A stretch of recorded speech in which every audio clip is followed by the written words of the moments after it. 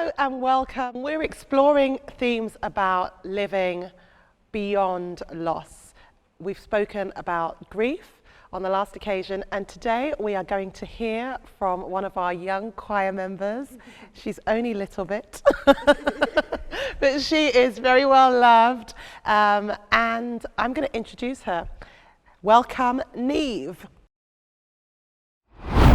Welcome, Niamh, to the table. We always tease you about being one of the youngest members of our choir. And you know, sometimes when we're in rehearsals, Niamh's like, I need to nip off because I need to have dinner because I'm going to school tomorrow morning. And that's one of the reasons why we really wanted your input during this conversation, because we're not just talking about loss of people, we're talking about loss of significant parts of our lives and significant times of our lives. So tell us about how you were affected during the pandemic in terms of your education and any losses of experiences that you thought you ought to have had, and also you can tell on your friends as well and about how they might have felt about the same topic. Yeah, so when we went into lockdown, I was 14 at the time. Oh my God. I didn't know you that young. I'm not sure we would have let you in the choir. Oh, joking. So like I remember being sat in English on Friday afternoon, and like I remember getting the BBC notification through being like, oh yeah, we're going into a national lockdown, and it all just being a bit surreal.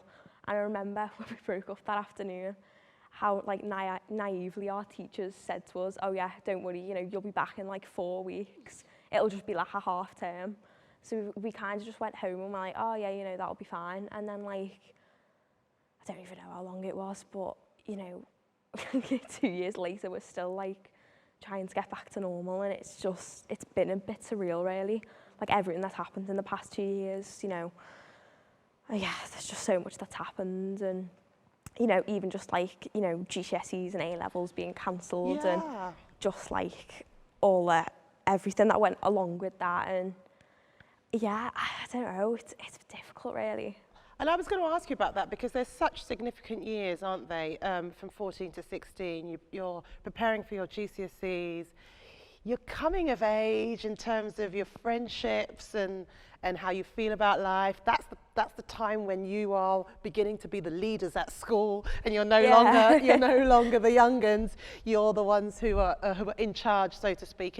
And you didn't have the same experience as those who went before you. And what do you think? What did you feel that you sort of missed from that period of time? Yeah, so definitely missed, like, obviously the experience of sitting the exams, which, to be honest, you know, I wasn't like, oh, yay. No, I got to this with GCSEs, it wasn't that bad.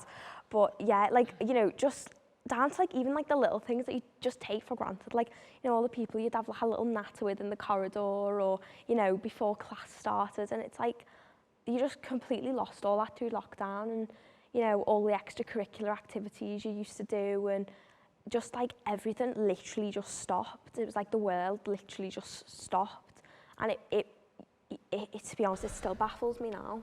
Yeah. I think you don't, speaking for myself, you don't understand the importance of that time when you're experiencing it. It's later in our lives that we think, well, that really was important. Yeah.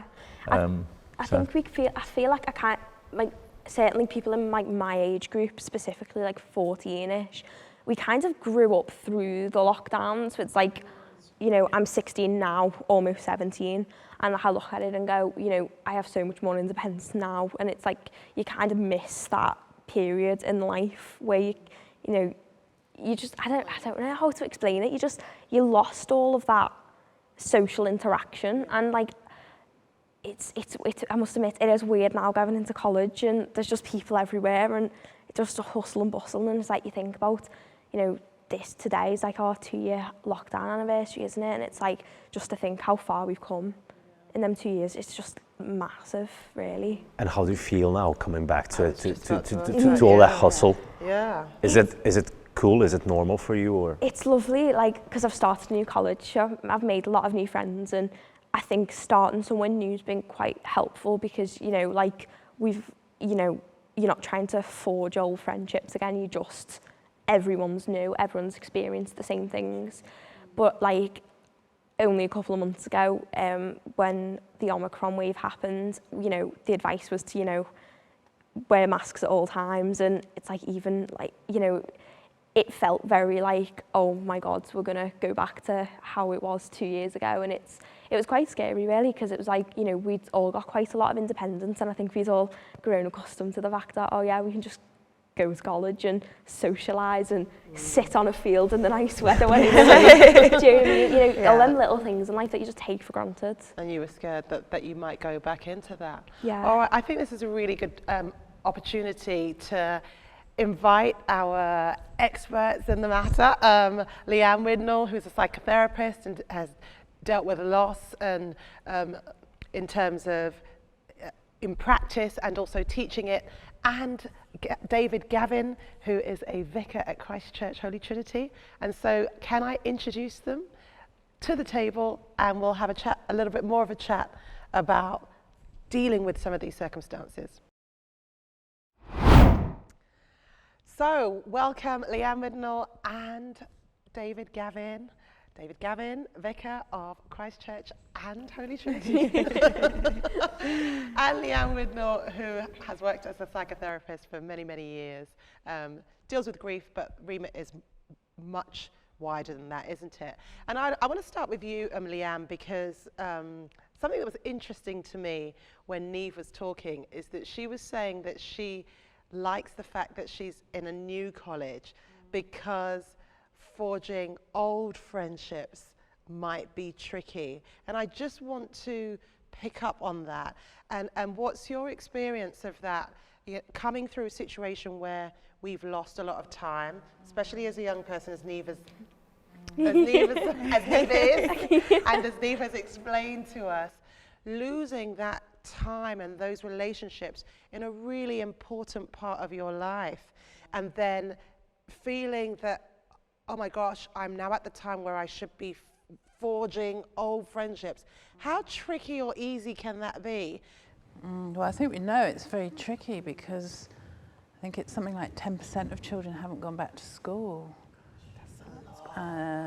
So one way or another, it's very tricky, and it was interesting to hear your experience there, and what that, you know, how that might help us understand.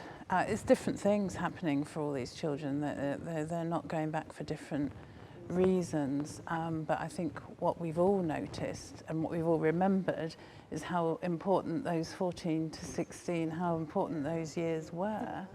And the biggest, we also know that the biggest impact of lockdown was on our social contacts. And so 14 to 16 is really important in terms of our social development. And that's what 14 to 16-year-olds lost. And they didn't only lose it in terms of their education and when we were in, and some of us, some adults could maybe go back to socialising when we were easing lockdown. They could go back to restaurants, go back to work, but young people were still not allowed to go into each other's houses. They couldn't go into restaurants, they couldn't go into pubs. So how did they, even when lockdown was easing, how did they socialise? So it's almost as if you kind of leapt across those 2 years. It would have been may have been felt very difficult to go back, but the fact that you went to college meant you could start at somewhere different. So I'd just like to ask one question. In terms of socializing, Niamh, how much did the choir help you get back to normal, even though it started on Zoom? Oh yeah, well, it was lovely, because, you know, every Tuesday evening, you know, you'd meet like a group, the same group of like-minded people every week. It was something that was always constant. It happened every week, no matter what the circumstances were. Like, everyone was always there. And I think through the pandemic, when things were constantly changing, I think it was nice to have that sense of stability. Like, and I know that sounds rather stupid. No, but not at all. Like, No, because it was exactly absolutely the same not, for yeah. me. yeah, I don't know. It's just, there was Yeah. something about the choir, and I think it was like that stability of it, you know, always being there, and, you know, there was always someone to come back to, and, you know, our little... The community, Yeah, like we the were little our own community community then, all the and then it little- was like, well, we've got a new, Yeah, and all a the new little space. funny things that were being said and shared, and it was nice to mix with a wide variety of people as well from all different backgrounds, because, you know, I feel like that was another area that you would everyone definitely lost through the pandemic, of meeting people who you wouldn't normally mix with. And David, how important is community in terms of helping our younger people to return back to life, not as it was before, because I think we know now that we can't put the what's the expression, we can't put the jack back in the box or whatever it is, but just moving forward, because I know you will have dealt with many parents and many young people in one capacity or another. So what would you say the impact of community is? Yeah, and one thing that surprised me post-pandemic, if that's where we are now, is that where I was expecting some of the older members of church to struggle to come back, I've actually perhaps seen some more with young people and some families who've struggled to make the connection again. So finding some different age groups than I expected. Been interesting to see with, again, another age group, the Tiddlers age group, the parent-toddler group, where you've got parents saying this is the first time they've interacted with another youngster of their age, so where they normally have been learning there. All kinds of different ways that interacting with other people is the way that we grow, learn, and everything else. Little bit of I almost deal with this question a little bit more as a dad than a vicar. Go on then. I've got a 16-year-old, and so done the same missing out on things as Niamh. But a little bit of hope for me in that with your age group is just how resourceful you guys are. I think that's a particular way. It's different stuff. Yeah, definitely. And thinking of what happened in the pandemic, you know, we thought as church we were stuffed when lockdown came along because we didn't know how to do it without trooping along to a building. And then Will, our 16-year-old, says, well, you stream, Dad. And I said, well, how to do that? I said, well, I've got a camera up in my room for Fortnite, and I've got my microphone for playing Fortnite. We'll stream from the bedroom. So church suddenly for 6 months was done from his bedroom. That's incredible. Oh my gosh. And I think there's a lot of, in the resourcefulness of your age group, that's going to help pull you guys, and you help pull us out the other side of what's going on as well. I think some of the comeback's going to be a lot easier because of what you're good at. Yeah. Do you know, I was thinking while you were talking, because we went to the same school, we had different experiences from talking to you, but you know, I was just thinking, like, in a strange way, it's kind of fortunate that it did happen in this time. If it was ever going to happen, it happened now. Because if it happened when, I mean, I'm only a little bit older than you, I think. But like, if it happened like back in like the 90s, early 2000s, when we, you know, the internet was still dialed up and we had 3 websites and Nokia 3310s and stuff, and you know, we just wouldn't. It would be. There's so many ways to get in touch with people. And you guys, you know, you guys rule it when it comes to all that. But like back then, it just wouldn't. It would be so much worse. Yeah, I think even when like the pandemic started, like I think there was a period probably about a month or 2, maybe even 3, where like we were literally just being like sent PowerPoints and set worksheets, because it was like, it was such a mammoth, huge task to like, I mean, trying to get like 2,000 kids learning online on Microsoft Teams, like, you know, it's a relatively massive task, and you know, the school like did really well to get us all learning, and I think even like them 3 months, it was like weird, because you kind of literally, unless you had like people's personal information to like message them and stuff, like there was not really a way to get in contact with people, and yeah, as I said earlier, it's just like all the little like conversations you just have, don't you? Like, you know, you're walking in the corridor and you might see someone, you go, oh, you know, hi, how was your weekend? And you just miss all that, and you know, it's definitely something you do miss out on and notice. That's a lot.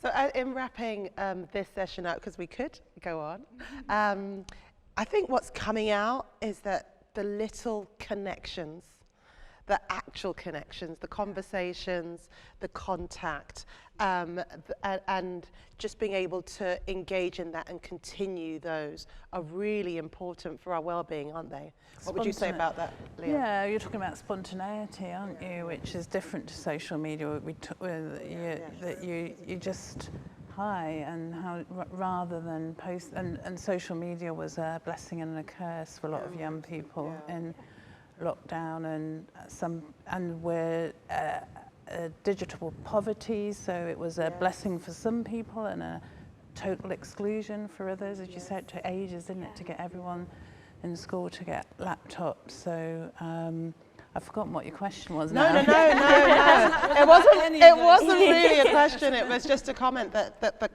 contact, which I think you have included, because, as you say, spontaneity, and maybe going forward as we continue to make our way through this, because we know that it's not really over. We're just on a different phase of it, but maybe being a bit more intentional about including those spontaneous moments and having that contact. And valuing them. And valuing that contact might be a way for us to move forward, whatever our age. But thank you so much, Niamh, for sharing your perspective with us. You're and you to us all. And thank you also, David and Lee-Anne, for sharing your wealth of knowledge and experiences with us. Thank you so much for joining us for this week's episode. We hope that you have enjoyed it, we hope that you've benefited from it, and we hope that you join us next time.